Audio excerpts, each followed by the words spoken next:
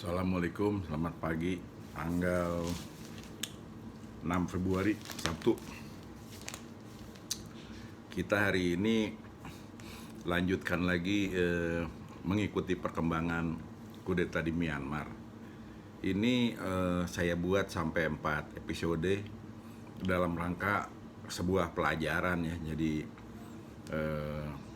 supaya negeri ini sampai kapanpun nanti nggak kejebak-jebak kepada hal-hal yang nggak perlu gitu kan, apalagi karena nafsu atau karena pengen tetap menghegemoni lah, punya hegemoni terhadap kekuasaan dan yang lain-lain. Jadi kita belajar dari pengalaman orang lain atau negeri lain. Ini ada berita nih di harian yang udah saya baca lebih dari 50 tahun. Krisis Myanmar jadi perhatian RI Malaysia. Kebetulan kemarin itu Perdana Menteri Muhyiddin ketemu dengan Presiden Jokowi.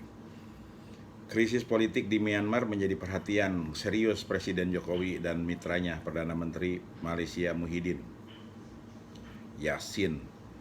Dalam pertemuan di Jakarta, Jumat 5 Februari, dua pemimpin negara ASEAN tersebut membahas isu Myanmar di forum ASEAN.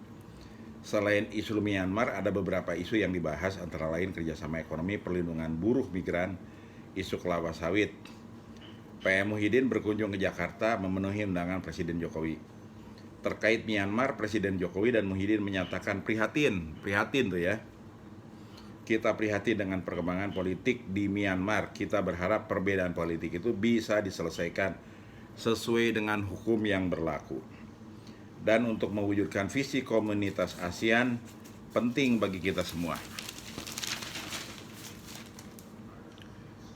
Untuk menghormati prinsip piagam ASEAN, terutama prinsip rule of law, good government, demokrasi, hak asasi manusia, pemerintahan yang konstitusional, kata Pak Presiden Jokowi.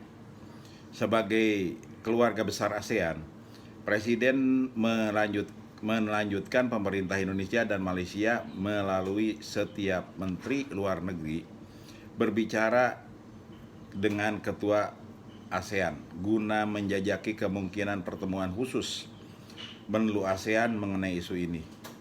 Tadi secara detail kami juga bicara soal ini dalam pertemuan kita, bicara soal isu Rohingya serta berharap ini tetap menjadi perhatian kita, kata Presiden.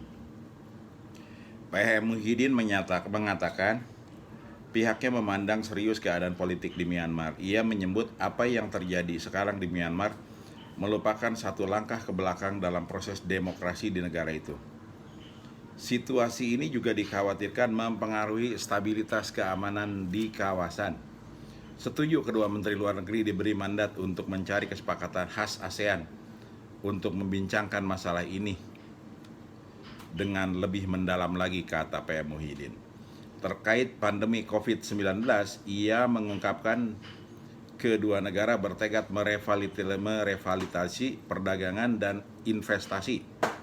Diskusi pendahuluan tentang hal itu sudah dimulai di tingkat kerja. Muhyiddin berharap kedua pihak dapat meningkatkan pembicaraan untuk menyusun prosedur standar operasi bagi implementasi skema jalur hijau timbal balik.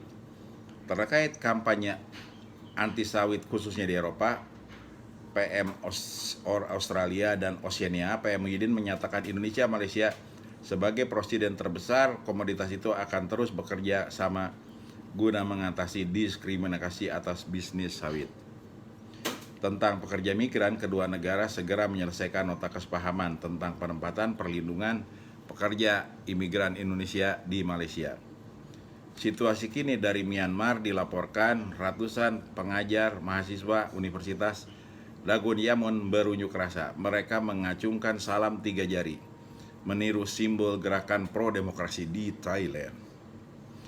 Untuk menyatakan perlawanan terhadap kudeta militer, kami harus melawan, keditaruan ini, kata Win Wow, seorang dosen kepada AVF. Sementara itu, para siswa menerikan hidup Ibu Su sambil mengembarkan bendera Liga Nasional Demokrasi yang dipimpin oleh Aung Suu Kyi. Saya yakin kita harus memimpin gerakan ini, kata Min Hai, seorang mahasiswa. Semua orang termasuk mahasiswa harus menjatuhkan junta militer. Kami mesti memastikan junta tak muncul lagi di generasi berikut. Itu yang cerita itu ya. Nah, kemudian ada juga nih yang lebih ini ya, sebelum saya melakukan pendapat analisis, kita baca dulu pendapat-pendapat yang lain kan, jadi supaya kita ini jadi pelajaran bersama, kemudian juga nanti kita tercatat lah untuk di negeri ini ya. Ini judulnya Kudeta Myanmar dalam Perspektif Perbandingan, Nuri Oktavriza, peneliti Departemen Publik Politik dan Perubahan Sosial CSIS Jakarta. CSI udah lama banget ya. Om Kris juga ada di sana, Pak Harichan ada di sana, ayahnya Kang Mas Bimo juga ada di sana dulu ya. Kita bacain aja ya. Upaya Myanmar dalam 10 tahun terakhir menghadapi jalan terjal demokratisasi akhirnya kandas Senin Februari 2021. Pagi buta militer dikenal dengan Tat Madau menangkapi para menteri, anggota parlemen, aktivis di Naypyidaw dan Yangon, termasuk penangkapan pemimpin de facto Aung Suu Kyi dan Presiden Win Myint, sekutu Suu Kyi di Partai Liga Nasional Demokrasi. Kudeta terhadap pemerintahan sipil sah diikuti dengan pengumuman pengambil alihan pemerintahan oleh militer selama 1 tahun ke depan dan penunjukan pejabat presiden sementara. Namun kekuasaan absolut diberikan kepada Jenderal Min Aung Hlaing, Panglima tertinggi Tat Madau. Tat Madau itu tentara, bro.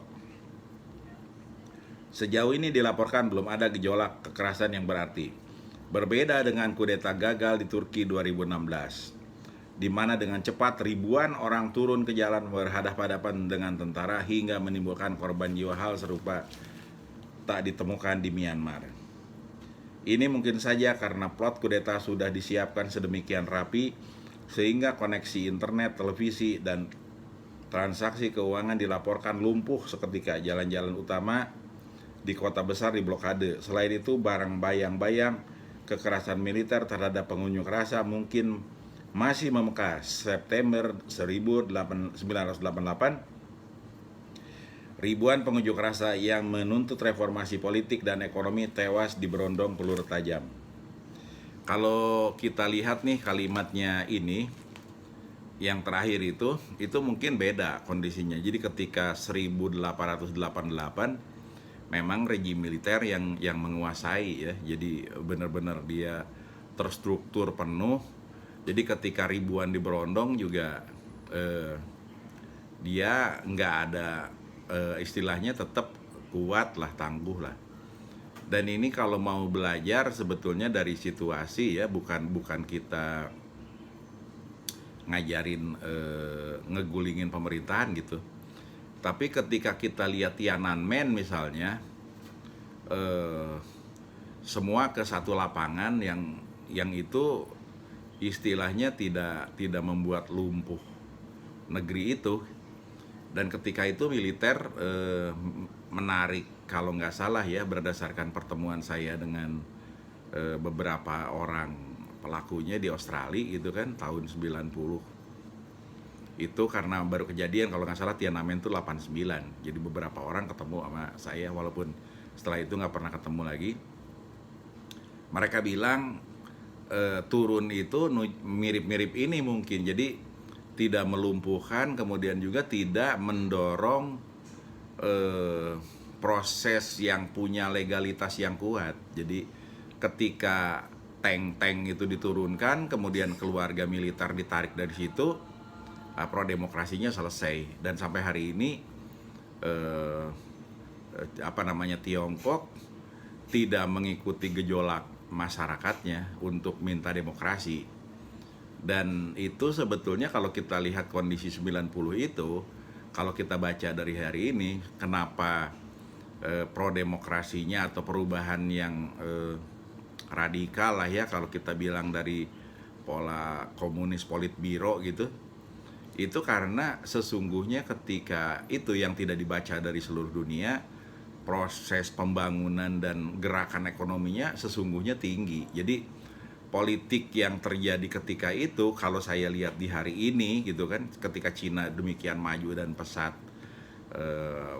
mungkin 1-2 tahun ini ngalahin Amerika Serikat ekonominya, dan luar biasa lah seluruh dunia hari ini. Tiongkok kan menjadi partnernya. Itu bisa jadi lebih ke arah politiknya saja. Jadi ekonomi ketika itu sedang bergerak dan ada harapan untuk berubah tentang kehidupan. Kemudian di sisi lain lagi ketika itu gitu kan, ketika saya ya ketemulah dengan teman-teman itu di Australia gitu kan, malah nggak sengaja saya ketemu Mas Indro Cahyono juga yang udah lari dari Indonesia itu entah tahun 78 atau 74 itu di sini ketika itu gitu kan, ngadain diskusi. Walaupun saya ketika itu juga ke sana diminta pergi gitu kan, karena ada hal-hal yang di sini lah yang kemudian orang tahu, Jumhur, kemudian Fajrul, kemudian Sahganda dan lain-lain masuk, sementara alhamdulillah adik-adik saya Arif Budi Handono, Chandra, Tirta, kemudian Sabar nggak masuk. Mungkin saya diberitahu oleh seorang petinggi negeri yang kebetulan uak saya gitu kan, ini gajah sama gajah bertarung, kamu semut, kamu kan niatnya pengen memperbaiki negeri aja, kalau lagi seperti offset begini mendingan kamu pergi dulu lah sana belajar gitu kan. Jadi saya ketemu tuh sama Mas Indro Cahyono di Sydney lah. Dia ketika itu bicara banyak juga kalau nggak salah dengan mahasiswa Indonesia dan ngebahas soal Timor Timur ketika itu, yang kemudian kita tahu Timor tuh lepas ya dari Indonesia tahun 99 lah pasca reformasi. Nah itu nanti kita cerita itu lagi, karena saya punya pengalaman juga tahun 94 ditugasin ke 94-95 ditugasin ke Timor ketika itu oleh Pak Siombing ya, Pak menterinya ketika itu Subiakto Cakrawardaya, setelah kejadian Santa Cruz di sana. Saya sempat ke sana. Dan kemudian juga salah satu ininya itu yang kemudian muncul lagi namanya saya baca itu setelah tsunami Aceh, Gesang. Udah kolonel dia, selamat itu ada di Aceh ketika tsunami. Jadi balik lagi ke sini, yang saya ingin sampaikan ini turun ke jalan mahasiswanya di Myanmar hari ini itu beda ya. Jadi tahun 88 dengan sekarang itu sesungguhnya beda. Jadi kalau tahun 88 itu memang rejim militer otoritariannya kuat. Jadi turun berapa banyak saja itu sesungguhnya bisa dibersihin lah sama rejim ketika itu. Nah, kalau bicara hari-hari ini, kenapa saya nyampaikan seperti itu? Misalnya di Myanmar itu masih ngacungin 3 jari gitu kan, turun cuman klakson, ngomong, internet lumpuh, kemudian juga ya sedikit-sedikit lah itu cuman ngeganggu inilah istilahnya tuh, nyolek-nyolek gitu. Dan kejadian seperti ini saya sampaikan tadi lebih tinggi lagi misalnya ketika Tiongkok itu gagal gerakan. Nah, saya sebenarnya ingin bicara pola perubahan ya yang sederhana di sini sebelum saya lanjutkan itu biar jadi pengetahuan bangsa ini. Ketika rakyat berdaulat itu sebetulnya misalnya tahun 66, tahun 98 itu bukti rakyat berdaulat itu nyata. Jadi ketika itu misalnya di 98 bukan hanya mahasiswa masuk ke gedung MPR sampai penuh luar biasa mungkin jutaan gitu kan, tapi di seluruh negeri bergerak, menunjukkan kedaulatannya. Di samping itu juga di dalam parlemen sendiri itu mendorong. Jadi secara konstitusional terjadi, kalau misalnya Harmoko ya seperti itu, ketika itu Pak Harmoko. Kemudian juga sama dengan misalnya di 2001 lah, ketika sidang istimewa itu hanya di parlemen, tapi konstitusional ini terjadi gitu kan. Nah, kembali ke Myanmar ini, sebetulnya pemerintahan yang sah, kalaupun ada cerita curang A, B, C, D dan yang lain-lain, itu diharapkan proses hukumnya yang berjalan, karena kedewasaan masyarakat ini diharapkan gitu kan dalam proses-proses seperti ini. Nah, jadi kalau sekarang misalnya hanya segelintir saja, boleh jadi proses kudeta yang dilakukan oleh militer ini sesungguhnya didukung secara diam-diam oleh masyarakat. Saya ulang lagi, boleh jadi didukung secara diam-diam oleh masyarakat. Jadi gerakannya masih gerakan sebagai partai. Padahal ketika misalnya sebuah pemerintah dikudeta oleh militer, itu bukan partai yang bergerak. Kalau pengalaman saya ya, jadi ketika tahun misalnya di sini 97, 98, kita di Indonesia itu inget tahun 97 itu ada kuda tuli. Itu rame di Ponorogo itu ya, di kantornya PDIP. Ketika itu juga cerita sejarah yang kelam lah kalau kita baca gitu kan lebih jauh, teman-teman ketika itu cerita. Hanya saya ingin sampaikan itu tidak membuat terjadi perubahan besar terhadap rezim Orde Baru ketika itu, karena partai. Dan ketika 98 juga terjadi pergolakan, itu partai, karena PKB belum ada, PAN belum ada, PDIP juga tidak sebesar sekarang gitu kan.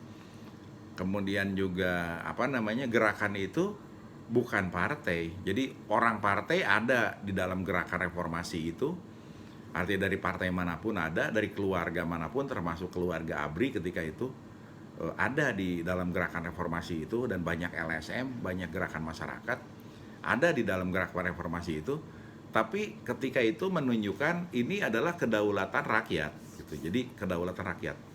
Nah, ini dalam barusan disampaikan juga oleh penulis dari CSIS ini, peneliti, Turki itu adalah nyata ketika militer ngambil alih, maka masyarakat rakyat turun ke jalan.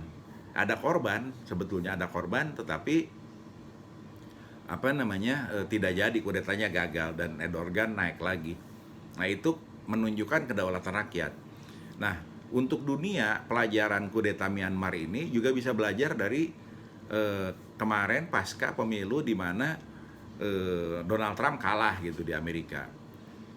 Ada indikasi dalam tanda petik ya, ketika itu gedung parlemen itu diserbu, dikuasai lah beberapa saat oleh yang dipersepsikan oleh pendukungnya Donald Trump, dan gagal. Artinya apa? Terjadi kematian. Kemudian tetap Donald Trump itu turun dengan proses konstitusi yang berjalan. Nah, jadi kalau mau dikatakan ketika itu Donald Trump akan melakukan kudeta terhadap negara, ya bukan kudeta terhadap kursi kepresidenan, ya kudeta terhadap negara, terhadap konstitusi. Di Amerika Serikat itu militernya itu teguh, kemudian juga elit politiknya, kemudian pemerintahannya dalam arti trias politikanya itu juga teguh sistemnya. Jadi malah Donald Trump-nya turun dengan nama yang tidak sebaik ketika beliau naik gitu kan. Jadi ini pelajaran-pelajaran sebetulnya yang bisa kita lihat dalam konteks kenapa perubahan kekuasaan itu harus hati-hati, dan ini tidak boleh meninggalkan luka, kemudian juga korban yang mendalam. Walaupun kadang-kadang dalam kenyataannya di satu sisi rakyat itu memang perlu menunjukkan kedaulatannya ketika ada sesuatu hal yang dalam tanda petik memang sungguh membahayakan negeri itu. Nah, walaupun kalau saya berulang-ulang gitu kan, termasuk juga ya, yang paling utama itu adalah membangun peradaban bukan kekuasaan, itu sebetulnya menceritakan bagaimana membangun perubahan gitu kan. Membangun perubahan itu secara alami, karena proses-proses yang kudeta yang begini-begini itu resikonya besar dan itu panjang. Walaupun seringkali itu juga terjadi, misalnya di Rusia terjadi ketika revolusi Bolshevik ya. Nah, kemudian itu bertransformasi pelan-pelan. Nah, kalau di Tiongkok sendiri, kalau kita belajar tentang perubahan di sana, sebetulnya sudah ada sejak 2500 tahun sebelum Masehi. Mereka membangun kerajaan, bisa mempersatukan, tetapi kemudian pecah belah kerajaan, sampai terakhir itu kalau ininya Puyi lah ya, itu rajanya. Kemudian ada Sun Yat-sen 1927 kalau nggak salah, atau 19 awal-awal 19 lah. Dan kemudian muncullah Mao Zedong, kemudian terjadi proses perubahan lagi, generasi ini pindah ke Taiwan, kemana-mana, kemudian jadilah Tiongkok seperti sekarang ini. Jadi itu kelihatannya sederhana, walaupun di sana ada revolusi kebudayaan di tahun 60-an berapa, itu dipotongin orang, dihilangkan itu jutaan orang tuh, untuk mewujudkan Cina yang seperti ini. Dan mereka tahu persis bahwa penyakit yang paling luar biasanya korupsi, sehingga mereka terus nembakin yang korupsi-korupsi itu, dan sudah ditembakinnya juga tetap belum selesai gitu kan, tetap ada saja. Nah, ini pada konteks proses revolusi dan perubahan ini, dia paham betul ini perlu jadi pelajaran buat Indonesia, karena di Indonesia itu orang ditangkap korupsi itu di penjaranya juga kelihatannya nyaman, kemudian juga dipotongin tahanannya gitu kan. Dan setelah itu malahan kalau kita lihat secara terbuka, mereka malah bisa berkuasa lagi gitu kan, jadi masuk lagi politik, masuk lagi TV, jadi tokoh lagi. Nah, ini rawan banget sebetulnya untuk Indonesia. Jadi kembali lagi, pelajaran kudeta Myanmar ini, mari kita lihat tidak semata-mata cerita kudetanya, tapi perubahan-perubahan yang bisa berdampak kepada kita, pelajaran kita melihat situasi di mereka dan yang lain-lain. Saya lanjutkan ya. Ini mungkin saja oke. Jadi terakhir itu saya sebutkan 1988 ya, September, ribuan pengunjuk rasa yang menuntut reformasi politik ekonomi tewas di berondong peluru tajam. Apa yang sesungguhnya terjadi? Mengapa demokratisasi sedemikian sulit diteruskan? Apa pelajaran yang bisa kita petik dari, dan untuk Indonesia juga pernah mengalami tahun-tahun kelam di bawah kekuasaan militer. Tadi udah saya sampaikan ya ininya. Tapi kita terusin ini nih, biar nanti bangsa Indonesia punya referensi yang banyak. Pertama-tama harus dikatakan pengaruh junta militer sangat berakar di Myanmar. Kudeta tentara tahun 62 membuat institusi politik tentara berkuasa hingga setidaknya 2011 tuh, belum 10 tahun ya didemokratisasi. Skala kekuasaan di militer di Myanmar secara formal melebihi Orde Baru. Sebagai ilustrasi, rasio pengeluaran militer tertinggi terhadap produk domestik bruto pernah dijalankan Orde Baru 3,4% tahun 75, tahun 2019 pengeluaran militer kita hanya 0